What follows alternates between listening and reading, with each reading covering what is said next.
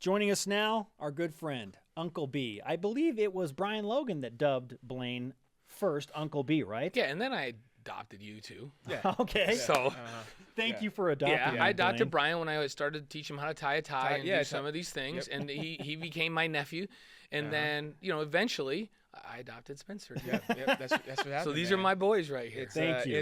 Yeah, I think I still got pictures of that, man. When I And I want to adopt Jerem, but I mean he seems like a 61-year-old man. he's And an I have a old hard soul. time having a nephew that's older than me. So I know he's not, but he just seems like it. He seems like he's 61. He's an old soul in a young body. The national championship swag is in full swing in Studio B with Blaine Fowler. Let's talk some BYU football. And, in fact, let's have some fun with metaphors. Yesterday, Colin Cowherd compared Team USA, the men's national team, to BYU, saying that they're solid, bowl level, can compete with pretty much everyone, but don't quite have the respect from the Brazils, the Argentinas, and the Germanys. Brian Logan said that BYU football is Ant-Man, superhero that does some good things, wants to be included in the group, but kind of is on the outside looking in still. I think that they are Honda, just on the cusp of being like an elite car company, an Acura. Wait, a Honda's Lexus. not an elite car company? Acura, Lexus, Audi, Okay, I get it. BMW, Mercedes. Just on the Wait, cusp. doesn't Honda make Acura? Honda Acura, though, is its own brand, Oh, right? Okay, okay. I get it. Yep. And the Ant-Man thing, that's I like that. That's a good one. It's like, hey, I want to be Superman. No, you're not Superman. You're Ant-Man. You're Ant-Man, You bro. can't come fly with Superman. We're going to do Superman versus Batman. It's not Superman versus Ant-Man. Ant-Man doesn't belong. You can't be in here. But Ant-Man's got skills, so he could be in there and compete with those guys. But for some reason, because Superman and Batman have a chip on their shoulder, they're not going. They want to keep pushing Ant-Man down because Ant-Man makes them nervous, and they won't go play at Ant-Man's house. I can tell you that. They don't want to go play at his house. Preach. Oh, you want to play? You come up to Superman's house. Where I'm not coming to Ant-Man's house because they're worried they'll get beat by Ant-Man at his house. Tell him, Uncle. Interesting. Tell him, Okay. Uncle. Okay. Yeah, so Brian's is good. It's a good one. Very good. Well done, Brian Logan. Hey, man, Do you want I to learned add from my anything to uncle. this metaphorical So conversation? this is, I don't know if this is a metaphor, but it's like, okay, who is BYU right now? And so I have to compare football to football. I'm like, BYU is Oklahoma in 1999. When Bob Stoops took over at Oklahoma. So now Oklahoma had been in a slide. So they had 3 straight losing seasons then. But they had been just okay before that, but they didn't have the glory that they'd had in previous years. Now, I'm not saying that BYU, when we're talking about programs of all time, Oklahoma went a period of time there where they just won national championship after national championship with Bud Wilkinson, 12 undefeated seasons. So BYU's certainly not in that. You're not comparing histories just right now. But what I'm saying is that Oklahoma is a team that had a history, and they had kind of gotten away from really, really tying into the past. And Bronco did a good job of trying to get back to that. My feeling is Kalani's going to do what Bobby Stoops did when he came in 99. And I talked to Bobby that year. And he says, well, the first thing I noticed is because we've had some troubles, everybody's just disassociated themselves. The first thing we have to do is we have to tie into our history. And we have to relish in that history, and we need to celebrate that history, and we need to get those guys back around, and we need to, because the people have to remember that this is a program that had a great history. And so he started to bring the Brian Bosworths and all these guys back around. I look at Kalani. What does he do? Let's bring Ty Detmer back. Let's get Mike Empey in here. Let's tie into the past. He's got some guys. Let's bring Ed Lamb, who played here. Let's get Reno Mahe to coach the running backs, and let's go back to recruiting the kids that we know we can recruit that brought us success in the past. So let's get back to the fundamentals. So let's get back to history. That's what Bobby Stoops did. I talked to him about it. He's like, we have got to get back to our roots in a big, big way. I mean, Kalani, we have got to get back to our roots in a big, big way. They're going to run the pro-style offense they used to run. Now, Bobby didn't go back and run the option like they ran in the old days, but he just embraced the past, and he helped. All those guys started to help him recruit. They started to upgrade the talent. And that's where I think that Kalani's going to get more of the kids they used to get, and he's going to upgrade the talent. Now, I don't know if he's going to win a national championship in his second year like Bobby did. that turned out pretty well, didn't it? Yeah, it turned out really good for Oklahoma. I mean, you look at what Bobby's taken them to 17 straight bowl games now. They're a perennial national power. They went to 10 BCS games. Yeah. Now, to be that kind of team, I think BYU's going to have to get. You know what? And I say this because maybe BYU can get into that Big 12 before this is all said and done, and they can really be like Oklahoma. Right. But to me, okay, so BYU is 1999 Oklahoma, and the parallels are Bobby Stoops was a great D coordinator at a lot of programs.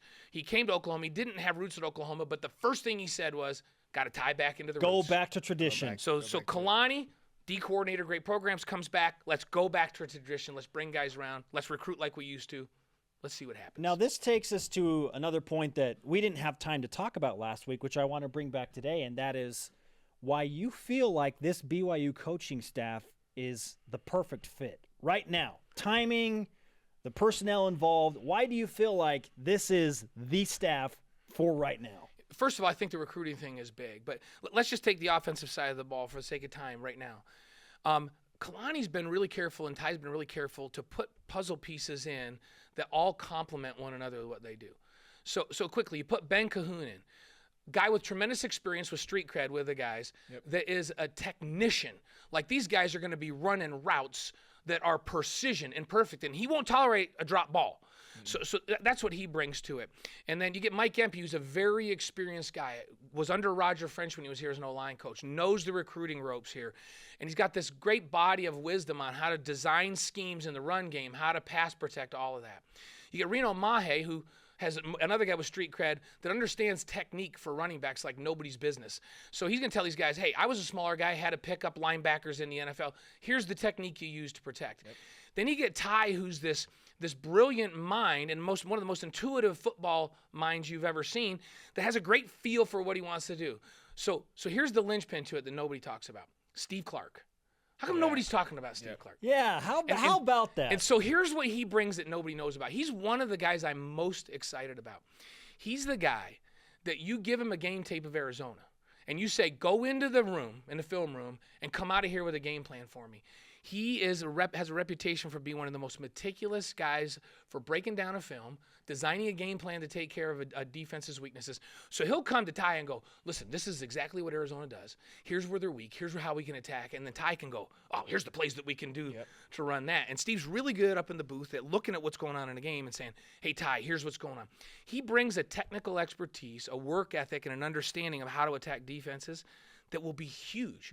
So every guy on this offense brings a different skill set than when I put them all together, I'm going, oh man, this is a really, really good offensive staff. Everybody brings something different, and it's something that the offense needs. Just an example. And tie it in with the current personnel and the players.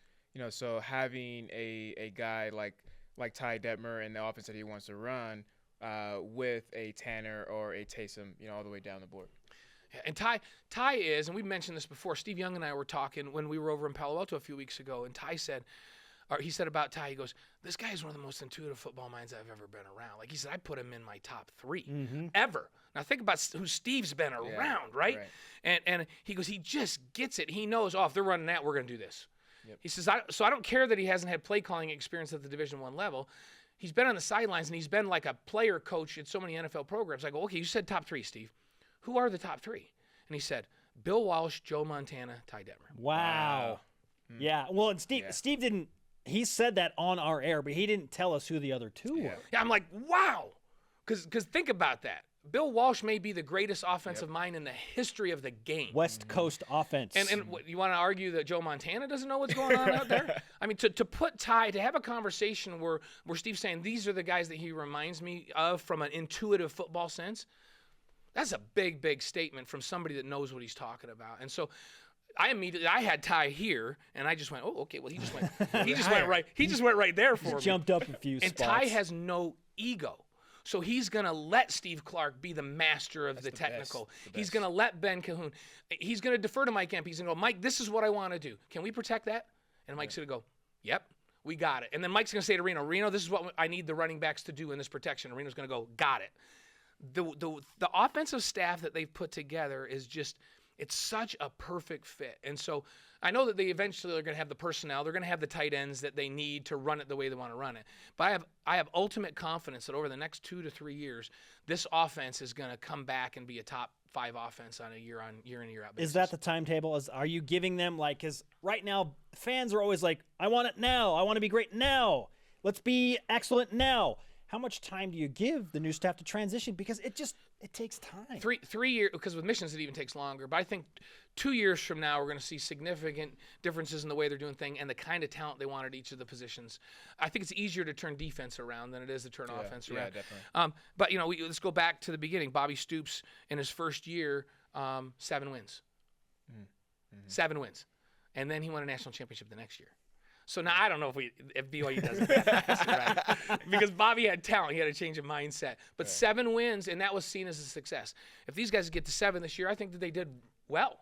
If they get to 8, I'm going, wow, okay, this is with that schedule, this is really good. They get to 9 wins, that's remarkable. So hey, Bobby got 7 wins in that first season. If Kalani can go out and get 7 wins, if this is the 99 Sooners, then I think we all got to be pretty happy. And then that's a sign of things to come, because then they're going to start to get the right personnel in the right spots. And this offense will eventually be really prolific. Fantastic stuff with Blaine Fowler. By the way, both of you, thank you for not buttoning the top button today. Who does that? Right? Who does that? Your 61-year-old man, Jerem Jordan. See that, and that's what I'm saying.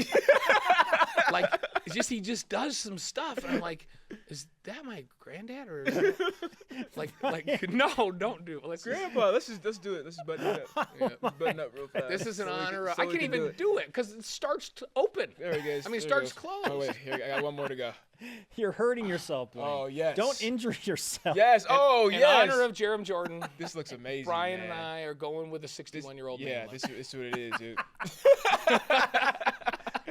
We love Jerem. Oh yes. Love you, Jerem. But he does have the wisdom of a 61-year-old, and that's a good Dude, thing. his very wise, attention yes. to It's details a and good thing. statistics is Yep, unbelievable. it's a good thing. It's amazing. Yes. Unbelievable. Blaine, great stuff, Thanks, man. guys.